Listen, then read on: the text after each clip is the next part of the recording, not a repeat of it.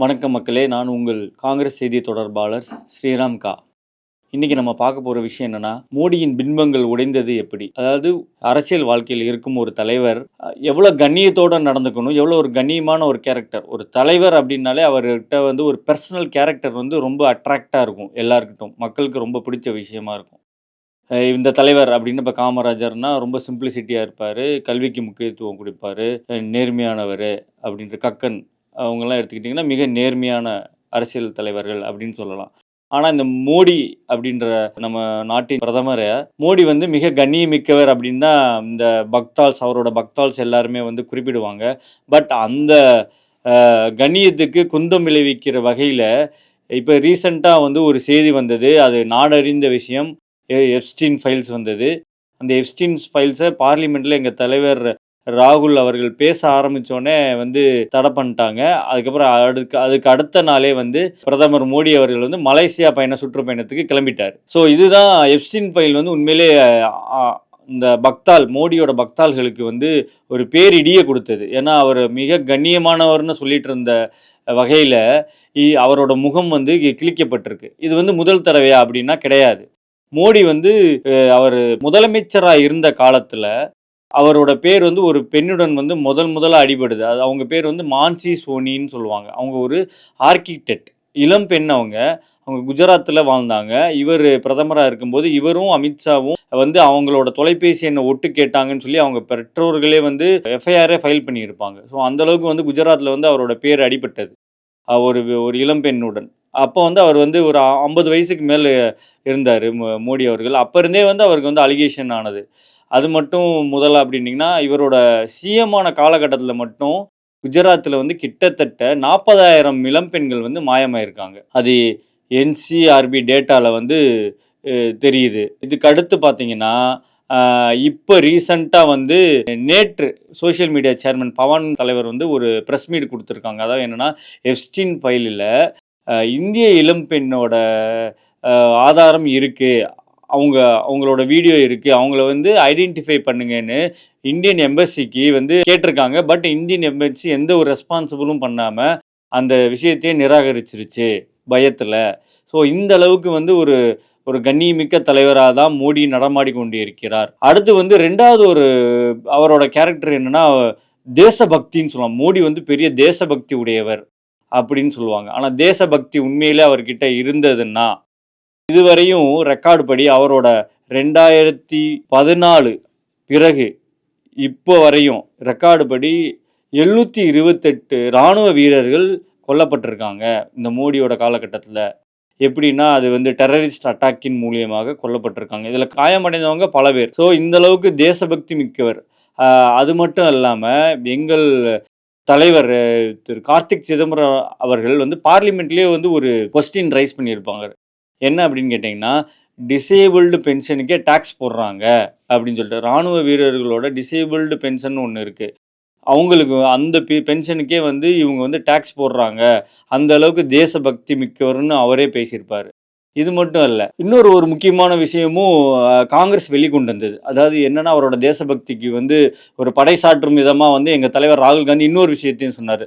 The 4 stars of டெஸ்டினின்னு ஒரு book இருக்குது. அது முன்னாள் இராணுவ தலைவர் வந்து வெளியிட்ட ஒரு சுயசரிதை புக்கு. அதில் வந்து ஒரு பேராகிராஃபை வந்து ராகுல் காந்தி அவர்கள் வந்து பார்லிமெண்ட்டில் படித்து அதை ஸ்டேட் பண்ணுவார். அதாவது என்னன்னா, சைனாவோட டேங்க் வந்து லடாக்கில் சைனாவோட டேங்க் வந்து இந்திய எல்லையை நோக்கி என்ட்ரி ஆகிட்டு இருந்துச்சு. அப்போ வந்து நாங்கள் உடனே ராஜ்நாத் சிங்குக்கு ஃபோன் பண்ணேன். அவர் வந்து ஃபோன் எடுக்கலை. அப்புறமா அவரே வந்து ஒரு குறிப்பிட்ட மணி நேரங்களுக்கு அப்புறம் லைனுக்கு வந்தார். என்னன்னு கேட்டார். இது மாதிரி ஒரு விஷயம் நடந்துட்டு இருக்கு, நாங்கள் எப்படி ரெஸ்பான்ஸ் பண்ணணும், ரியாக்ட் பண்ணணும். ஏன்னா ஆர்மி வந்து இமிடியேட்டாக ரியாக்ட் பண்ணி தான் ஆகணும். இப்போ நம்மளோட வான்வெளியிலே வந்து எதிரி நாட்டு வானூர்தி எதாவது போச்சுன்னா உடனே இமிடியேட் ரெஸ்பான்ஸ் பண்ணணும். குயிக் ஆக்ஷன் டீம்னு சொல்லுவாங்க. அப்படி ரெஸ்பான்ஸ் பண்ணணும். பட் ஆனால் இவங்களோட கமாண்ட் இல்லாமல் அவரால் எந்த ஒரு ரெஸ்பான்ஸும் பண்ண முடியல. அப்படின்றதுனால இவர்கிட்ட ராஜ்நாத் சிங்கத்தை கேட்டதுக்கு அவர் மோடி கிட்ட கன்சல்ட் பண்ணிட்டு சொல்கிறேன்னு சொல்லியிருக்காரு. மறுபடியும் இவர் வந்து ஒரு எமர்ஜென்சிக்காக மறுபடியும் தொடர்பு கொண்டிருக்காரு. நாங்கள் என்ன ரியாக்ஷன் பண்ணணும், நாங்கள் இமீடியட்டாக ரியாக்ட் பண்ணி ஆகணும், நாங்கள் என்ன பண்ணட்டும், அட்டாக் பண்ணட்டுமா இல்லை ரிட்ரீவ் பண்ணட்டுமான்னு கேட்டிருக்காங்க. அதுக்குமே வந்து அவர் வந்து இன்னும் மோடி வந்து எடுக்கலை ஃபோனை. அவர் வந்து பிஸியாக எடுக்கலை, எந்த தகவலும் அவர்கிட்ட இருந்து வரலை. அப்படின்னு சொல்லிட்டு ஃபோனை கட் பண்ணிட்டார். அப்புறமா லாஸ்ட்டாக வந்து மோடிகிட்ட ரீச் பண்ணி கேட்டதுக்கு அவர் என்ன சொல்லியிருக்காருன்னா, உங்களுக்கு என்ன தோணுதோ பண்ணுங்கன்ற மாதிரி ஒரு அசால்ட்டான ஒரு பதிலை சொல்லிட்டு ஃபோனை கட் பண்ணிட்டார். ஸோ இதை வந்து அவரோட புக்கில் ஸ்டேட் பண்ணியிருந்தார்.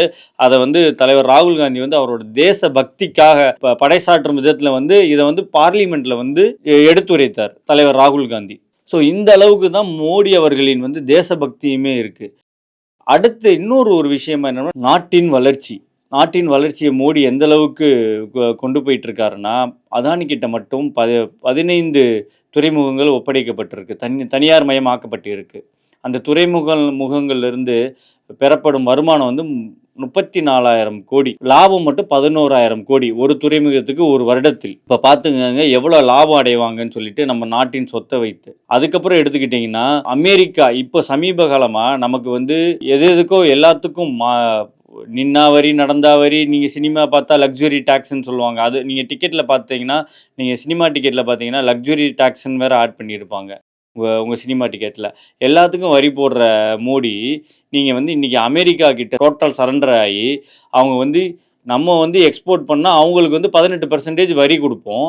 ஆனால் அவங்க வந்து இங்கே இம்போர்ட் பண்ணால் 0% வரி, ₹1 வரி கூட கிடையாது அவங்களுக்கு.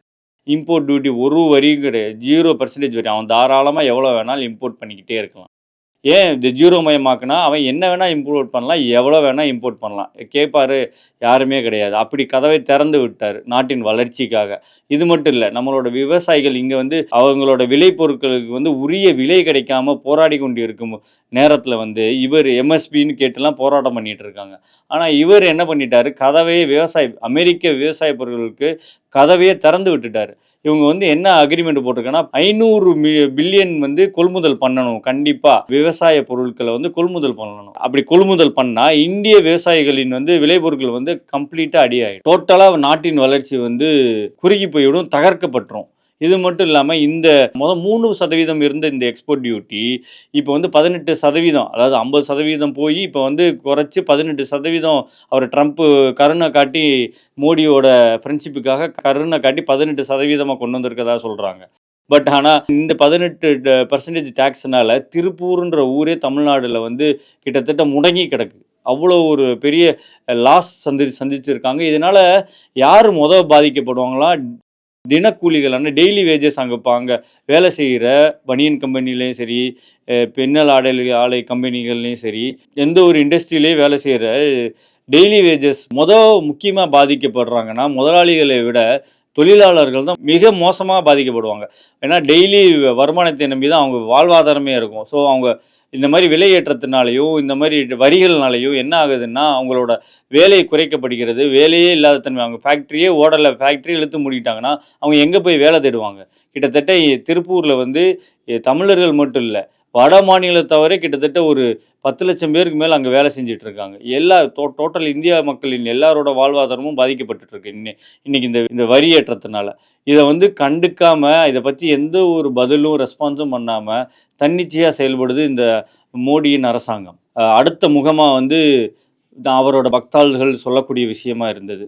அவர் எந்த அளவுக்கு மக்கள் மேலே நலன்னா அக்கறை கொண்டவர்னா, டைப்பருக்கு வந்து குழந்தைகள் போடுற டைப்பருக்கு வந்து 5% ஜிஎஸ்டி, குழந்தைகளுக்கு பால் பவுடர் இருக்குல்ல அது வந்து 12% ஜிஎஸ்டி. ஆனால் அமெரிக்காவுக்கு 0% வரி. இது எந்த விதத்தில் நியாயம்? எவ்வளோ பெரிய மக்கள் நல்லதான விஷயம் இது, நீங்களே அதை புரிஞ்சுக்கோங்க. அப்போ எப்படி இருக்குன்னு பார்த்துக்கோங்க, மக்கள் மேலே எவ்வளோ அக்கறை இருக்கும். தான் நேசிக்கும் இந்த நாடுக்கு அவர் கொடுத்த விலை தான் வரி, அவர் போட்டு கொண்டிருக்கும் விலை தான் வரி. குழந்தையிலிருந்து வரி போட ஆரம்பிச்சிட்டாங்க. பிறந்த குழந்தையிலிருந்து வரி, நம்ம மக்கள் மீது சுமத்தப்பட்ட வரி. ஃபார்மா இண்டஸ்ட்ரி வந்து இன்றைக்கி வந்து மிகப்பெரிய லாபத்தை எட்டி கொண்டிருக்கு. ஆனால் அதே சமயம் மக்கள் மேலே பெரிய ஒரு பணச்சுமையை வந்து ஏற்படுத்தியிருக்கு. ஸ்டாக்கிஸ்களுக்கு விலை வந்து 1.50 பைசா, ஆனால் மக்கள்கிட்ட வந்து அது ரீச் ஆகும் வந்து ₹8.50. இது எவ்வளோ பெரிய ஒரு விலைச்சுமை பார்த்துக்கோங்க. அதே மாதிரி வந்து ஆன்டிபயாட்டிக் அதோட வந்து ஸ்டாக்கிஸ்களிடம் வந்து அது வர்ற விலை வந்து ₹28. ஆனால் மக்களிடம் அது சேரும்போது வந்து ₹4,500 பக்கத்தில் வந்து விற்கப்படுகிறது. அப்போ எந்த அளவுக்கு வந்து மக்கள் மேலே விலைச்சுமையை ஏற்றிருக்காங்க. இந்த மார்க்கெட்டிங்கை பயன்படுத்தி அந்த ஃபார்மா கம்பெனிகள் எவ்வளோ லாபம் இட்டு கொண்டு இருக்கிறாங்கன்னு நம்மளே தெரிஞ்சுக்கணும். கிட்டத்தட்ட ஃபார்மாவில் மட்டுமே 600%லேருந்து 1000% லாபம் பார்க்குறதா ஒரு தரவே இருக்குது. ஆனா, இத பத்தி துளியும் மக்கள் மீது அக்கறை இருந்தா, அத பத்திலாம் நெனச்சு அவங்களுக்கான அந்த விலையையும் குறைச்சு, மக்கள் அதுக்கான ஒரு பாலிசியே கொண்டு வந்திருக்கும் இந்த மோடி அரசாங்கம். பட் அது மாரிலாம் செய்யல. அவங்களுக்கு வந்து எலக்டோரல் பாண்டுல வந்து அவங்களுக்கு வந்து கிஃப்ட் குடுத்துட்டா போதும். டொனேஷன் குடுத்துட்டாலே போதும். நீங்க வந்து நாட்ல வந்து யாருக்கு என்ன விலை வேணா வச்சு விக்கலாம். எப்படி வேணா விக்கலாம். அது அது பால வந்து டிட்டர்ஜென்ட்ட வச்சு பால் தயாரிச்சு குஜராத்ல விக்கலாம். இந்த மாரி எந்த ஒரு மக்களுக்கு தீங்கான இடையூறு ஏற்படுற மக்களை அழிக்கக்கூடிய விஷயங்கள் எதுனாலும் நீங்கள் பண்ணிக்கலாம். ஆனால் இந்த மோடி கவர்மெண்ட் வந்து அதை பற்றி எதுவுமே கேட்காது. ஏன்னா நீங்கள் எலக்டோரல் பாண்ட் மூலியமா அவங்களுக்கு வந்து டொனேஷன் கொடுத்துருவீங்க. அதோட அவங்களுக்கு முடிஞ்சிருச்சு. இனி மக்கள் வந்து எந்த நிலைக்கு போனாலும் சரி, எப்படி கஷ்டப்பட்டாலும் சரி, அவங்களுக்கு அதை பற்றி எதுவும் கவலையே கிடையாது. இந்த நிலை தான் இந்த மக்களின் நலன் மீது இந்த மோடி அரசாங்கமும் காட்டிக்கொண்டிருக்கிறது. இது மட்டும் இல்லாமல் இது குழந்தைங்க டைப்பரு, அடுத்து மருந்து, அடுத்து என்ன ஒரு விஷயம்னா, மிக மோசமான ஒரு விஷயம். இது வந்து ரொம்ப வருத்தத்துக்குரிய விஷயம். நீங்க வந்து நண்பன் படம் பார்த்திருப்பீங்க. அதுல வந்து சோனம் வாங்சுக்ன்னு ஒரு கேரக்டர். இப்போ அதுல முக்கியமா நடிச்ச அந்த அமீர் கான், இந்த விஜய் அவர்கள் நடிச்ச ஒரு கேரக்டர் தான் சோனம் வாங்சு. அவர் வந்து லடாக்கை சார்ந்தவர் அவரு. அவர் வந்து கிளைமேட் ஆக்டிவிஸ்ட் அப்படின்னு அவரு பட்டமே வாங்கியிருக்காரு. அவர் வந்து இன்னைக்கு சிறையில் இருக்காரு. கடந்த 6 மாதத்துக்கு மேல அவர் சிறை பிடிச்சு வச்சிருக்காங்க. பட் அதே சமயம் பார்த்தீங்கன்னா, அவரு மக்களின் நலனுக்காக போராடின தலைவர் அவர். பட் ஆனால் அவரை வந்து இன்னைக்கு ரிலீஸ் பெயில் கிடைக்காம அவர் இன்னும் உடல்நலம் குறைந்து ஹாஸ்பிட்டலில் கூட ரீசெண்டாக அட்மிட் ஆகி மறுபடியும் ஜெயிலுக்கு எடுத்துகிட்டு போனாங்க.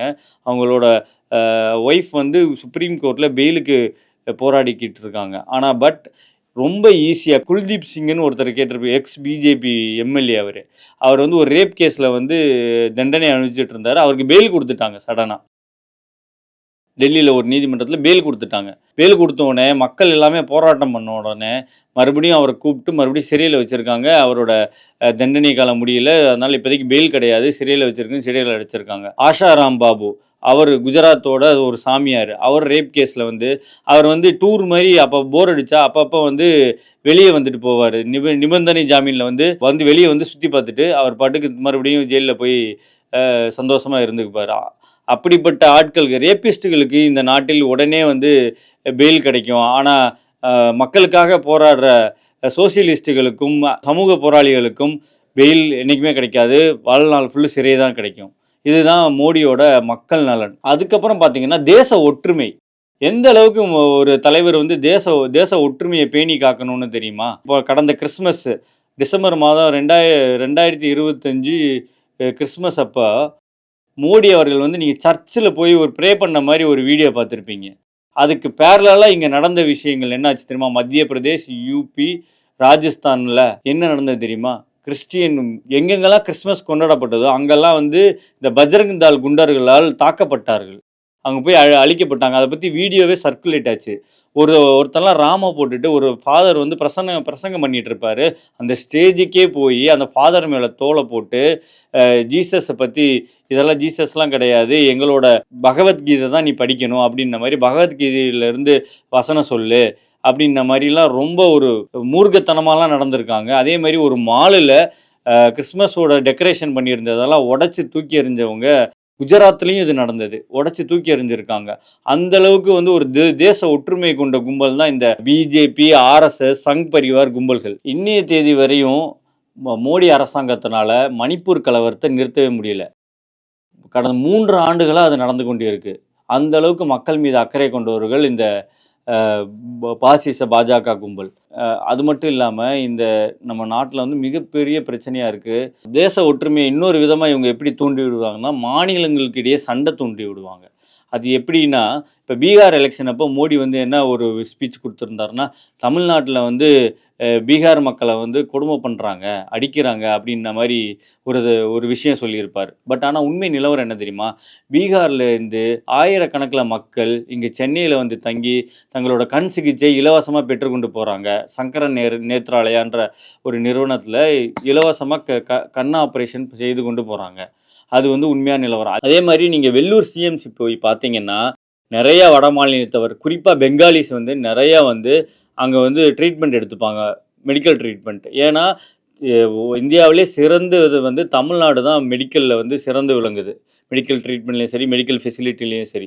ஸோ வட மாநிலத்திலேருந்து இங்கே வரையும் வந்து நம்மகிட்ட ட்ரீட்மெண்ட் எடுத்துகிட்டு போகிற அளவுக்கு நம்மக்கிட்ட வந்து ஃபெசிலிட்டி இருக்குது. பட் ஆனால் அவங்க வந்து அதை வந்து ரிவர்ஸாக சொல்லக்கூடிய ஆளுங்கள், அதாவது மாநிலங்களுக்கு இடையே வந்து ஒரு வெறுப்புணர்வை ஏற்படுத்தக்கூடிய அளவுக்கு பேசக்கூடியவங்க. இது வந்து மத ரீதியாக மட்டும் இல்லை, அவங்க மாநிலங்கள் ரீதியாக கூட வெறுப்பு உணர்ச்சியை தூண்டுவாங்க. இந்த மாதிரி திருப்பூரில் கூட நிறைய தடவை அட்டெம்ப்ட் பண்ணியிருக்காங்க. அதாவது வட மாநிலத்தில் தாக்கப்படுறாங்கன்னு அதுக்கு வந்து ஒரு பிஜேபி சோசியல் மீடியாவிலே கைது செய்யப்பட்டிருக்காரு. திருப்பூரில் வந்து வட மாநிலத்தவர்கள் வெட்டப்படுகிறாங்க, கொல்லப்படுகிறாங்க அப்படின்னு சொல்லிட்டு பொய்யான தரவுகளை வந்து வீடியோஸை பரப்பி வந்து ஒரு தமிழ்நாடு மேலே வந்து வெறுப்பு உணர்ச்சி தூண்டக்கூடிய வகையில் வந்து செயல்படுவாங்க இந்த பாஜக கும்பல். இறுதியாக என்ன சொல்கிறேன்னா, மோடியோட பின்பங்கள் எல்லாமே உடஞ்சிருச்சு. இன்னைக்கு வந்து அவரோட பக்தர்கள் கூட எப்ஸ்டீன் விஷயத்துலையும் சரி, இந்த அமெரிக்கா கிட்ட அவர் வந்து சரண்டரான விஷயத்துலையும் சரி, அவர் ரொம்ப வெறுப்பாயிட்டாங்க. அவர் மீது இருந்த ஒரு மதிப்பு குறைஞ்சு போச்சுன்னு தான் சொல்லணும். இது வந்து இப்போ சடனாக மட்டும் நடக்கல. மோடியோட போன ஆட்சியிலேருந்தே அவருக்கு வந்து அவரோட செல்வாக்கு குறைய ஆரம்பிச்சிருச்சுன்னு நிறைய பேர் சொல்லிட்டு தான் இருந்தாங்க. அதோட எதிரொலியாக தான் இவங்க எஸ்ஐஆர் இது போன்ற விஷயங்களை கொண்டு வந்து எலெக்ஷன் கமிஷன் மூலியமாக இவங்க ஆட்சியை தக்க வச்சுக்கிட்டு இருக்காங்க. பட் ஆனால் இது வந்து இன்னும் நீடிக்காது. மக்களுக்கு இன்னும் வெட்ட வெளிச்சம் ஆயிடுச்சு. இந்த தலைவனிடம் வந்து எந்த ஒரு கண்ணியமும் இல்லை, எந்த ஒரு நல்ல பண்புகளும் இல்லை அப்படின்ற அளவுக்கு இன்றைக்கி வந்து மக்களிடையே ஒரு பேச்சு எழ ஆரம்பிச்சிருச்சு. இப்போ ரீசெண்டாக வந்து ஏஐ சப்மிட்னு ஒன்று பண்ணாங்க. அதுலேயுமே ஒரு போலித்தனம் வெட்ட வெளிச்சம் ஆயிடுச்சு. ஏன்னா சைனாவிலேருந்து வந்து ஒரு ரோபோ நாயை கொண்டு வந்து வச்சு இவங்க வந்து தாங்கள் உருவாக்குனதுன்னு சொன்னதும் சரி, ஒரு வந்து தெர்மாக்கோலில் வந்து ஒரு ஏஐ ஃப்ளைன்னு சொல்லி அது வாயிலேயே அவர் வந்து எக்ஸ்பிளைன் பண்ணதும் சரி, இந்த உலக அரங்கில் இந்தியாவின் மானத்தை எந்த அளவுக்கு கப்பல் ஏற்றணுமோ அந்த அளவுக்கு ஏற்றிட்டாரு. ஸோ இதுக்கு மேலே வந்து பிஜேபி வந்து ஆட்சியில் இருக்கிறதும் சரி, ஆட்சியில் இல்லாததும் சரி ஒன்று தான். மக்கள் மனதில் அவர்கள் இல்லை என்பது நிரூபணமாயிருச்சு. ஏன்னா இன்னைக்கு பக்தால்ஸே பேச ஆரம்பிச்சிட்டாங்க. நன்றி, வணக்கம்.